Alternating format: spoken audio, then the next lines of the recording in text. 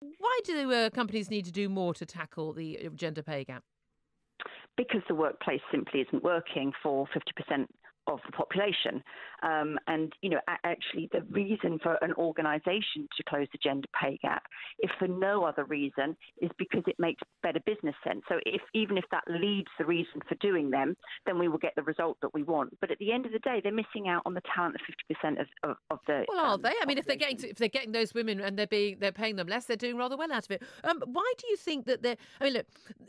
When you look at these companies, and you look at, so say, and we've looked at the City results when they were put out earlier this year, that you've got an awful lot of top flight, very high paid, telephone salary directors who are virtually all men, and then you've got a lot of cleaners and secretaries who are virtually all women, and that completely skews the pay gap. And you're often not comparing like with like in terms of these jobs. And of course, it looks like, terrible pay gap. But has it got anything to do with gender? Well, at the end of the day, I think the challenge that we've got here is that it's not because they are men necessarily that they're getting paid more. It's because they're holding the jobs at the very top of organisations where the construct of that workplace and the culture only suits a certain type of person, and that person has predominantly been men. And historically, if it's been men who have got into those positions, they become the people and the role models that people have come to understand will succeed in that business. When you see role models that women think that they can't achieve success there. Well, when you say construct and culture, is that a lot about the fact that people who are in the very, very top jobs in big companies tend to actually work horrendously long hours? It often involves an awful lot of travel, time away from home. And actually, a lot of people, largely an awful lot of women, particularly those with children, don't want to do those sorts of jobs. Is that not just people exercising their own choices? You could look at it that way, or you could say that they believe that is the only type of person that can do the job that way, because that command and control way of doing things and the demand of time has been the type of person that has always done it in the past. Well, the type of person, or maybe the job does require a 60-hour week. It's possible that it does require a 60-hour week. There's no getting away from the fact that if you are leading large organisations, you're going to need to put some time in. But the whole workplace needs to change, not just for women, but young men, today are wanting to spend time with their children.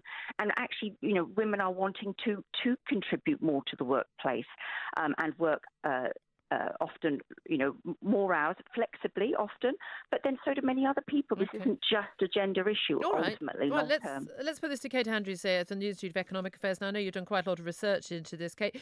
We talk about this gender pay gap all the time. Has it got anything to do with gender?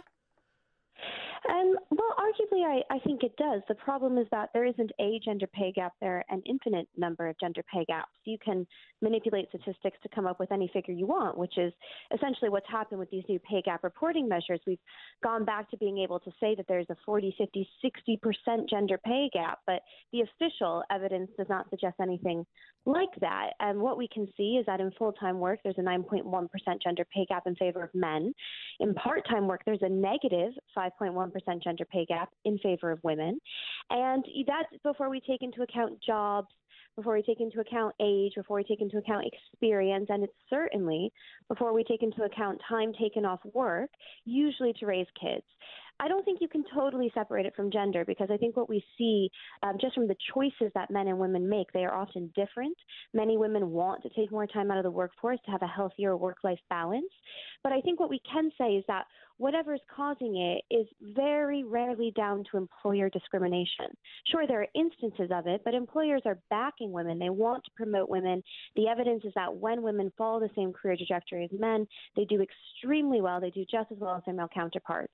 So you can't totally separate it from gender, but I don't think we should be blaming employers either. So the issue really, Maxine, is if you're comparing like for like, two people, same age, same experience, same hours in the same job, there may be a slight discrepancy in terms of their pay, whether they're full-time or part-time or the like. But the reality is it's not necessarily down to what's hanging between their legs or not. It's down to often the choices that they've made. Now, look, I would consider myself to be a feminist, a career woman raised by a career mum, but I absolutely cut back my hours and cut back my career plan when I had a child. I turned down work on a daily basis because I want to be with my child. Now, no one's forcing me to do that. It's not because I've got a horrible husband who won't care for our child. It's because I quite like being with my kid. All the polls show that actually women do very well in their jobs in their 20s, early 30s. Once they have children, they cut back their hours, they cut back on their career plans to be with their children. And that's their choice. Who are we to tell women that they should be working longer and harder? Are telling that for women, but what we do want to ensure is that they have the ability to come back into the workplace, and the organisations recognise that if there have been gaps in the workplace and that women are coming back, that the organisation is set up in a way that will ensure that they have the opportunity to come back and contribute fully to the workplace and not feel that they can't come back because what they're coming back to will no longer work for them. But how much realistically should employers bend around the needs of the employee? I mean, if for instance, being a hotshot international lawyer or somebody who has to travel an awful lot or working on social hours, if that is a key part of your job, it shouldn't be for you to tell your employer, I think you should change the way I work. You should just maybe look for a different job, maybe set up your own business and the like. It does seem to me that it's like someone like me saying, well, yes, I'll host the breakfast show on talk radio, but I won't do it in the mornings. It doesn't really make much sense to me.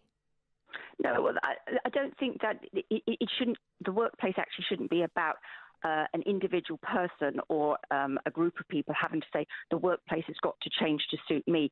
That isn't what organisations are trying to create. We work with lots of businesses today that are saying actually we need to change the way we operate. We need to make it easier for all people, but especially women who are missing out here, to be able to work in a way that is really effective for everybody. Because if we don't adapt to become more inclusive, then we're going to miss out on this talent.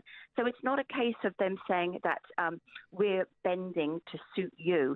They are evolving. Businesses are trying to evolve. They're putting in plans. They're putting in programs to ensure that they can be a place where all people can bring their talents. They need that diversity of thought in their businesses, and they won't get it if the workplace doesn't work. But then won't that just happen organically, Kate Andrews? I mean, realistically, if it's so important to get women in serious positions, senior positions around the board table and the like, then companies that don't do that will fall by the wayside, won't they? Absolutely. The evidence shows that the more diverse a company is, usually the higher its profits will be. And so companies know this. They've known this for years, long before the government felt the need to intervene with these pay gap reporting measures. EasyJet was trying to recruit more female pilots long before they had to publish their pay gap stats. This is not because of government intervention. Businesses know that this is healthy for them to do. But look, there's a big elephant in the room. And when we're talking about how the workplace needs to change and needs to be more inclusive and adaptive, look, we've already had a really big change in the past few years. The UK brought in shared parental leave. And this, I think, was a monumentous step because it meant that men had much more opportunity to take time off work. And the big elephant in the room is that they haven't taken it up. Fewer than 2% of men, it's thought, have actually taken up this opportunity. So the opportunity is there for men to take more time and for women to take less time if in your partnership you've decided that that's right for you. They're not doing it. And I think that the attempt to legislate around this is actually really quite a sinister attempt to make people make choices that they otherwise wouldn't make. Well, indeed, we want you to be able to make choices, but if you don't make the right choices, we'll force you to make them. Exactly. Thank you very much, Kate Andrews, news editor at the Institute of Economic Affairs, and Maxine Benson, co-founder of Every Woman, an organisation supporting the advancement of women in the workplace.